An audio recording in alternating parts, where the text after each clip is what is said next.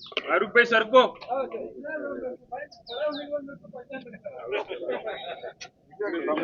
आज साहब आगे बस बस दान केलं आणि संपूर्ण कुटुंबासोबत आले. आज सकाळपासून उत्साहात संपूर्ण छत्रपती संभाजीनगरमध्ये मतदान सुरू झालंय आणि सगळीकडे मतदार उत्साहात जाऊन मतदान करतायत आणि आम्हाला नक्कीच खात्री आहे की जास्तीत जास्त मतदान आज छत्रपती संभाजीनगरमध्ये होईल. मी सर्व भारतीय जनता पार्टीच्या उमेदवारांना, आमच्या सहकाऱ्यांना शुभेच्छा देतो आणि नक्कीच ते या निवडणुकीत यशस्वी होतील अशी ईश्वरचरणी प्रार्थना करतो.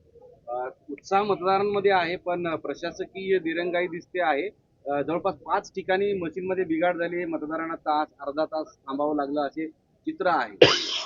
काही ठिकाणी मशीन सगळे सुरू होण्यास थोडा विलंब झाला, पण आम्ही तिकडे प्रशासनाला पत्र दिलेलं आहे. त्याच्यामुळे आम्हाला खात्री आहे की संध्याकाळी तो वेळ वाढवून दिला जाईल. आणि कसं आहे की 4 ठिकाणी मतदान करायचं असल्यामुळे प्रत्येक मतदाराला थोडासा उशीर लागतो. त्यामुळे म्हणजे दरवेळेस एक बटन दाबून यायचं असते, आता 4 बटन दाबायचे. ते 4 बटन दाबून यायला मतदारालाही थोडा वेळ लागतो. त्याच्यामुळे सगळीकडे आपल्याला असं वाटतंय की काय एवढा वेळ लागतो, पण बेसिकली सगळ्यांना 4 मतदान करायचे आणि ते 4 मतदान करायच तोपर्यंत एवढा उशीर होतो. उद्धव ठाकरे शिवसेनेकडून तुमच्यावर आरोप केले, कुटुंबासोबत आले. आज सकाळपासून उत्साहात संपूर्ण छत्रपती संभाजीनगरमध्ये मतदान सुरू झालंय आणि सगळीकडे मतदार उत्साहात जाऊन मतदान करतायत आणि आम्हाला नक्कीच खात्री आहे की जास्तीत जास्त मतदान आज छत्रपती संभाजीनगरमध्ये होईल. मी सर्व भारतीय जनता पार्टीच्या उमेदवारांना, आमच्या सहकाऱ्यांना शुभेच्छा देतो आणि नक्कीच ते या निवडणुकीत यशस्वी होतील अशी ईश्वरचरणी प्रार्थना करतो. उत्साह मतदारांमध्ये आहे, पण प्रशासकीय दिरंगाई दिसते आहे. जवळपास 5 ठिकाणी मशीनमध्ये बिघाड झाली, मतदारांना अर्धा तास थांबावं लागलं असे चित्र आहे. काही ठिकाणी मशीन सगळे सुरू होण्यास थोडा विलंब झाला, पण आम्ही तिकडे प्रशासनाला पत्र दिलेलं आहे. त्याच्यामुळे आम्हाला खात्री आहे की संध्याकाळी तो वेळ वाढवून दिला जाईल. आणि कसं आहे की 4 ठिकाणी मतदान करायचं असल्यामुळे प्रत्येक मतदाराला थोडासा उशीर लागतो. त्यामुळे म्हणजे दरवेळेस एक बटन दाबून यायचं असते, आता 4 बटन दाबायचे. ते 4 बटन दाबून यायला मतदारालाही थोडा वेळ लागतो. त्याच्यामुळे सगळीकडे आपल्याला असं वाटतं की काय एवढा वेळ लागतो, पण बेसिकली सगळ्यांना 4 मतदान करायचे आणि ते 4 मतदान करायचं तोपर्यंत थोडा उशीर होतो. उद्धव ठाकरे शिवसेनेकडून तुमच्यावर आरोप केलेला आहे की भाजपच्या वतीने रात्रभर पैसे वाटप केले शहरात. माझं म्हणणं असं आहे की आरोप करण्याचा सिद्ध केला पाहिजे. बेसलेस आरोप करून काय उपयोग नाही आहे.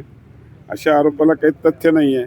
त्यांनी आरोप करण्याच्या अगोदर कुठलंही काही सिद्ध करावं, त्याच्यानंतर त्यांनी आरोप करावे. सर, मतदार यादीमध्ये एक होळ दिसून आला आहे.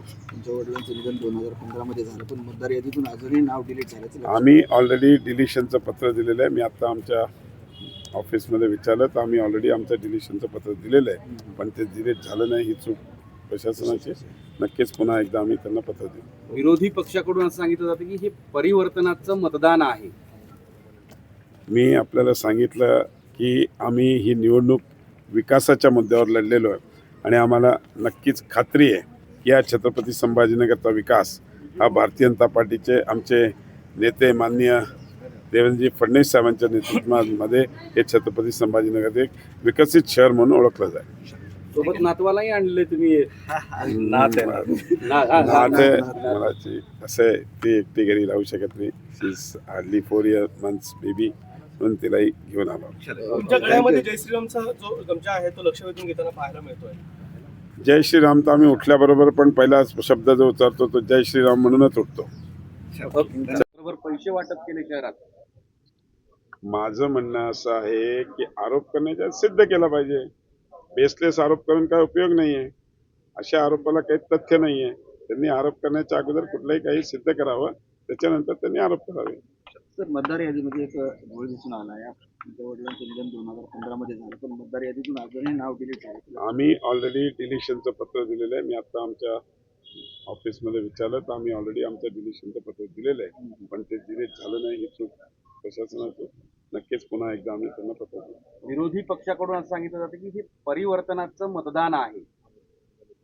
मी आपल्याला सांगितलं की आम्ही ही निवडणूक विकासाच्या मुद्द्यावर लढलेलो आहे आणि आम्हाला नक्कीच खात्री आहे की या छत्रपती संभाजीनगरचा विकास हा भारतीय जनता पार्टीचे आमचे नेते माननीय देवेंद्रजी फडणवीस साहेबांच्या नेतृत्वामध्ये हे छत्रपती संभाजीनगर एक विकसित शहर म्हणून ओळखलं जाईल.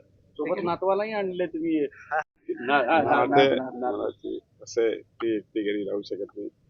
हार्डली 4 months बेबी म्हणून तिलाही घेऊन आलो. तुमच्या गळ्यामध्ये जय श्रीरामचा जो गमछा आहे तो लक्ष वेधून घेताना पाहायला मिळतोय. जय श्रीराम तर आम्ही उठल्याबरोबर पण पहिला शब्द जो उतरतो तो जय श्रीराम म्हणूनच उठतो. Okay. चला, थँक्यू.